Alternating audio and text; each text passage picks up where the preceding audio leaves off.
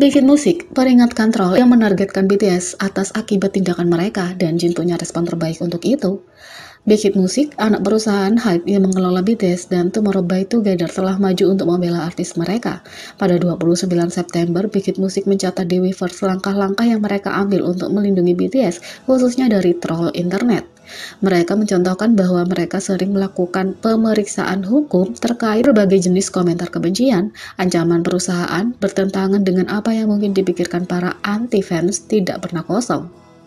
Pernyataan berbunyi, "Halo, ini Big Hit Music. Perusahaan kami secara teratur memulai proses hukum terhadap pelaku aktivitas jahat yang terkait dengan BTS termasuk pencemaran nama baik, serangan pribadi, pelecehan seksual, penyebaran informasi yang tidak berdasar, dan niat buruk kritik. Kami ingin memberikan pembaruan tentang kegiatan ini," kata Big Hit Music. Mereka telah mengajukan lebih banyak keluhan terhadap orang-orang yang menjadikan BTS target kebencian, khususnya satu akun yang telah menyebarkan desas-desus jahat tentang mereka berkali-kali di berbagai komunitas online. Big Hit Music menggunakan campuran bukti yang dikumpulkan oleh ARMY dan sumber daya perusahaan sendiri dalam proses hukum. Kami baru-baru ini mengajukan keluhan kriminal tambahan terhadap postingan dengan serangan pribadi dan pencemaran nama baik menggunakan informasi baru yang disediakan oleh penggemar juga, yang dikumpulkan melalui inisiatif pemantauan kami. Kami telah menemukan beberapa postingan pencemaran nama baik yang berisi informasi palsu tentang artis di platform dalam dan luar Korea. Kami juga telah menemukan bahwa poster tertentu telah menyebutkan rumor niat buruk yang sama di beberapa platform dan mengajukan pengajuan pidana terhadap poster setelah mengumpulkan semua postingan yang diupload berulang kali, kata Big Hit Music. Mereka mengungkapkan bahwa perusahaan punya proses yang mereka ikuti ketika menanggapi troll. Ini termasuk memantau akun yang mencurigakan dan mengumpulkan bukti dari penggemar sebelum membawa para haters ke otoritas yang tepat. Karena itu, perusahaan dapat membawa yang terburuk dari mereka ke kantor kejaksaan di mana mereka akan ditangani.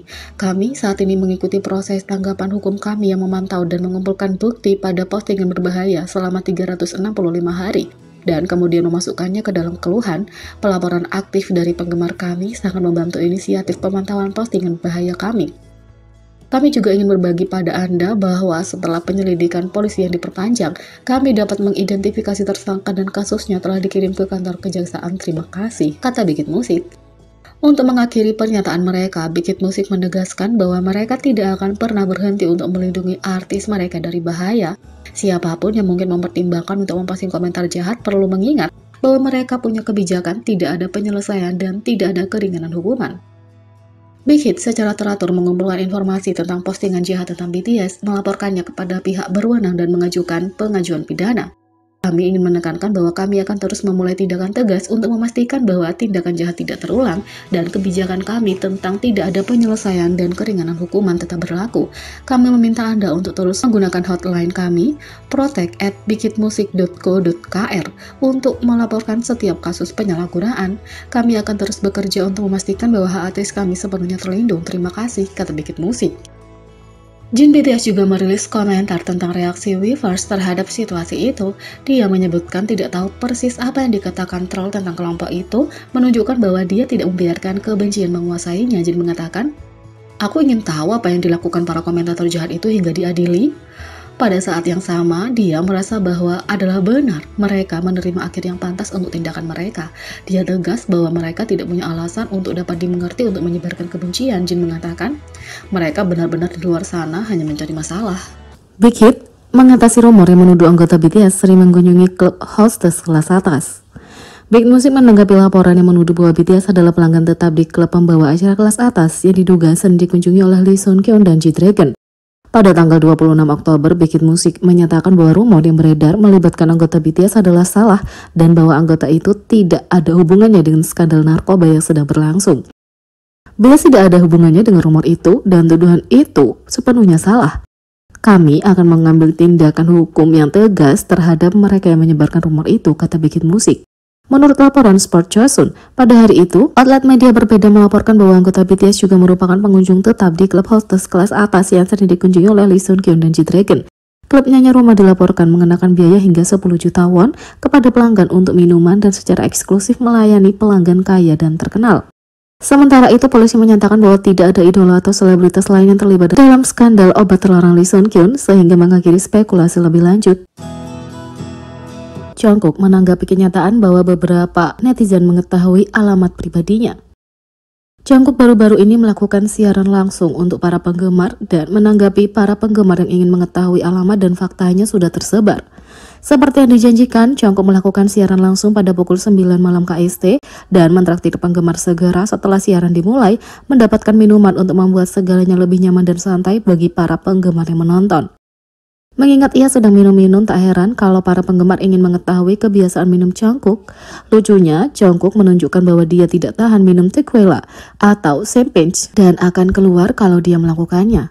Tentu saja ARMY ingin minum bersama Jungkook, tapi keadaan menjadi aneh bagi para penggemar karena Jungkook menyinggung apakah dia harus menyebutkan alamatnya, apakah itu berasal dari komentar yang diminta tidak dikonfirmasi.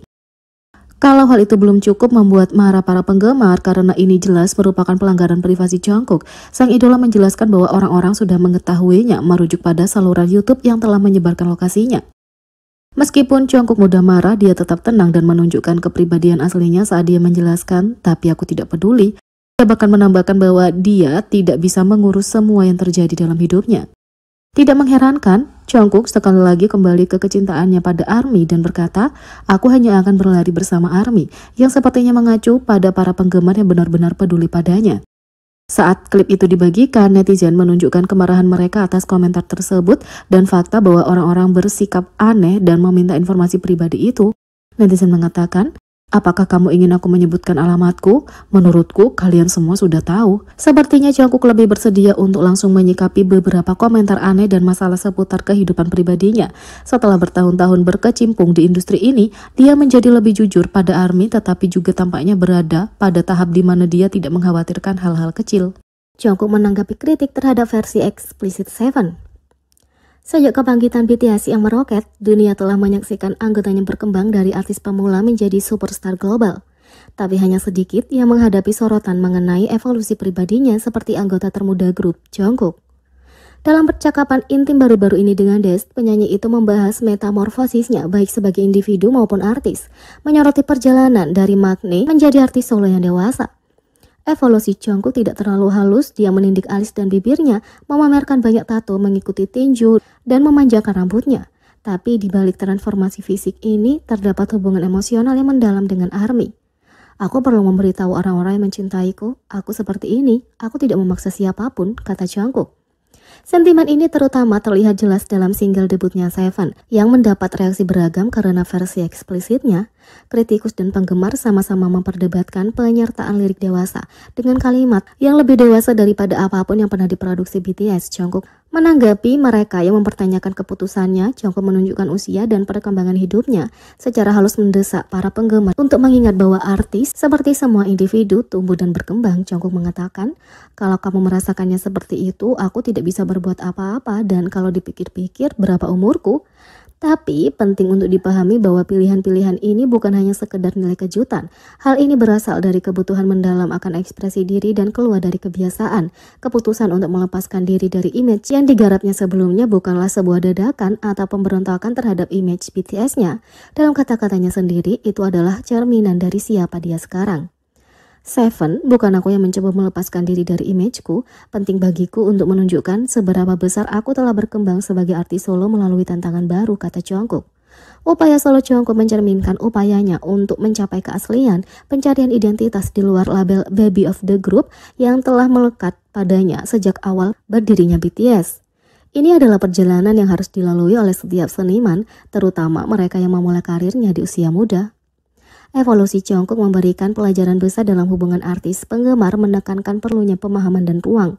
Sama seperti penggemar yang mencari hiburan dan pengertian dalam musik artis favoritnya, artis juga merupakan manusia yang mencari suaranya dan mendambakan penerimaan atas siapa dirinya sebenarnya. Meskipun perubahan selalu menemui penolakan, penting bagi ARMY dan komunitas global yang lebih luas untuk memahami esensi evolusi seorang seniman. Transparansi, kerentanan, dan eksplorasi identitas Jungkook yang tak kenal takut harus dirayakan, bukan dikritik. RM secara pribadi menceritakan rumor bahwa dia akhirnya mendapatkan SIM. Meskipun RM adalah pemimpin grup, dia telah bertahun-tahun menjadi satu-satunya anggota yang belum mendapatkan SIM. ARMY menduga ini mungkin tidak lagi benar. RM punya ketertarikan pada bersepeda sehingga transportasi itulah yang paling sering dipilihnya. Jadi dia sangat menderita ketika dia akan mendapatkan SIM-nya. Sementara anggotanya telah menggodanya karena ketidakmampuan untuk mengemudi. Mereka juga telah setuju bahwa mungkin demi kepentingan terbaik sama orang, bahwa dia tidak pernah melakukannya karena reputasinya sebagai God of Destruction. Suga bahkan pernah memberitahu RM bahwa dia tidak boleh mengemudi demi kedamaian dunia. Terlepas dari semua ini, ketika visualizer resmi untuk Hectic with Cold, sebuah lagu dari album solo RM Indigo dirilis, ARMY mulai bertanya-tanya apakah RM akhirnya mendapat SIM. Dalam video itu yang tampak diambil dari sudut pandang orang pertama RM, seorang pria terlihat masuk ke dalam mobil dan mengemudi di jalan. Mempertimbangkan, RM telah mengatakan bahwa dia akan mendapatkan SIM selama pembuatan film Sexy No Kim miliknya dan Balming Tiger. ARMY mulai percaya bahwa ini adalah kemungkinan nyata. Aku akan mendapat lisensiku tahun ini, aku akan mendapatkannya secara nyata, aku harus berhenti menggoda tentang aku tidak punya lisensi, kata RM. Sekarang RM telah membahas rumor tentang SIM-nya. RM baru-baru ini mengadakan pesta streaming langsung untuk Indigo di platform Station Head saat memainkan Hectic with Cold.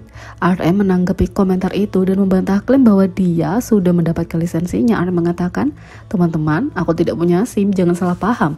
Nah, itu dia. Jadi tidak perlu terburu-buru bagi mereka yang masih belum mendapatkan SIM. RM bahkan masih belum punya.